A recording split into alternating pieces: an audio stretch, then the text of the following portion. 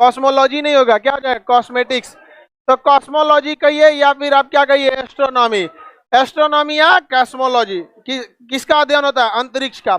आंख उठा के देखिए, आसमान में जितने चीज देते हैं सब के सब क्या है? अंतरिक्ष।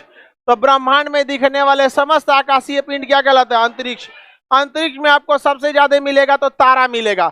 आंख बंद करके देखें, रात में देखिएगा तो खाली तारा ही दिखाई देगा। अंतरिक्ष में कितने तारे? कोई नहीं गिनेगा यहाँ पे। 100 गुणे 10, 100 अरब गुणे 100 अरब, 100 अरब गुणे 100 अरब, इतना अरब क्या है? तारे। 100 अरब में जब 100 अरब का गुणा करेंगे तो क्या निकल जाता है?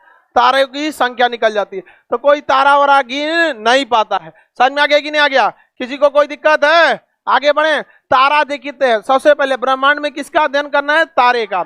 तारा जो होता है किसे कहते हैं? जिसके पास अपनी उष्मा हो और अपना प्रकाश हो, वही तारा कहलाता है। पृथ्वी के पास ना अपनी उष्मा है ना अपना प्रकाश है, चंद्रमा के पास ना अपनी उष्मा है ना अपना प्रकाश है, लेकिन सूर्य के पास अपनी उष्मा है और सूर्य के पास अपना प्रकाश है। अतः सूर्य एक तारा है। करोड़ों अरबों तारों में से सबसे करीबी तारा सूर्य है, इसलिए हम लोगों ने उसका अलग नाम, तारा से हट के अलग नाम सूर्य रख दिया। जैसे इस 140 करोड़ जनसंख्या में कोई होगा जो आपके बहुत करीबी होगा, उसका आप लोग अलग नाम रखते हैं, बाबू सोना। समझ में नहीं आ गया? किसी को दिक्कत? चाहे चमगादड़ों रहे तो परी नाम रखिएगा लोग। समझ में आ गया कि नहीं आ गया? किसी को कोई दिक्कत? चमगादड़ मत बोल देना, बवाले हो जाएगा। देखिए ध्यान से, तारा जो होता है उसके पास अपनी क्या होती है? उष्मा, और अपना क्या होता है? प्रकाश। तारा बनने से पहले वो गैसों का एक बहुत बड़ा बादल होता है जिसे निहारिका कहा जाता है। क्या कहा जाता है? निहार।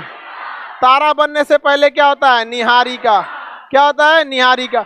अंग्रेजी में नेबुला, अंग्रेजी में नेबुला। नेबुला के अंदर जब गुरुत्वाकर्षण होता है और ये बहुत करीब आ जाता है तो इसके गैसों के अंदर नाभिकीय संलयन चालू हो जाता है और वह जलने लगता है, और जलता हुआ ही पदार्थ क्या कहलाएगा? तारा। तो बताइए, तारा के अंदर नाभिकीय संलयन की विखंडन, नाभिकीय संलयन की विखंडन, तो ये बन गया तारा। अंग्रेजी में क्या कहेंगे? स्टार। स्टार जो होता है इसके अंदर नाभिकीय क्या होता है? संलयन। क्या होता है? संलयन। क्या होता है? संलयन। हाइड्रोजन का संलयन किसमें होता है? हीलियम में। हाइड्रोजन का संलयन हीलियम में, और इससे बहुत ही ज्यादा मात्रा में क्या निकलती है? उष्मा। बहुत ही ज्यादा मात्रा में क्या निकलती है? उष्मा। तथा साथ में क्या निकलता है? प्रकाश। और इसका टेम्परेचर बहुत ज्यादा हो जाता है। जिसका टेम्परेचर 6000 डिग्री सेल्सियस से ज्यादा हो जाता है वह प्लाज्मा अवस्था में चला जाता है। किस अवस्था में चला गया? प्लाज्मा। बताइए कौन सी अवस्था? प्लाज्मा। तो तारे किस अवस्था में? प्लाज्मा अवस्था। लोहा को गला के जब पानी बना देते हैं ना, वो भी कौन अवस्था? प्लाज्मा अवस्था। प्लाज्मा अवस्था बहुत ही गर्म अवस्था है, सबसे गर्म अवस्था। मैक्सिमम टेम्परेचर किसमें होता है? प्लाज्मा। टेम्परेचर ज्यादा रहेगा तो ऊर्जा भी क्या रहेगा? ज्यादा। तो ज्यादा ऊर्जा किसके पास? प्लाज्मा। तो सूर्य में या किसी भी तारे में किस अवस्था में रहता है? इसके बाहरी तापमान कितना डिग्री सेल्सियस? 6000 degree Celsius. इसमें किसका किसमें संलयन? हाइड्रोजन का हीलियम में। नाभिकीय विखंडन या संलयन तारा बनने से पहले। क्या निहारिका के पास उष्मा होता है? नहीं। क्या निहारिका के पास प्रकाश होता है? निहारिका के पास केवल हाइड्रोजन और हीलियम होता है। जब हाइड्रोजन का हीलियम में संलयन हो जाता है तो क्या बन जाता है? तारा। किसी को कोई दिक्कत है? तारे का रंग निर्भर करता है कितना टेम्परेचर तारे के पास है। अगर तारा का टेम्परेचर नॉर्मल है तो लाल दिखेगा, तारा का टेम्परेचर ज्यादा है तो वो सफेद दिखेगा, और बहुत ज्यादा है तो नीला। तो तारे में कितने रंग देखने को मिलते हैं? कम टेम्परेचर लाल, उससे ज्यादा सफेद, सबसे ज्यादा नील, सबसे ज्यादा नील। तो किसी तारे का रंग किस पर डिपेंड करता है? पृष्ठ ताप पर। किस पर डिपेंड करता है? अगर तापमान 6000 डिग्री सेल्सियस लाल, 6000 से ज्यादा रहेगा तो, और कई लाख डिग्री सेल्सियस नीला, तो तारे का रंग डिपेंड करेगा सरफेस के टेम्परेचर पर। किस पे डिपेंड करेगा?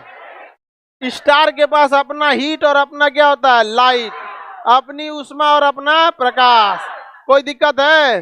किसी तारे का रंग किस पर डिपेंड करता है? किस पर डिपेंड करेगा?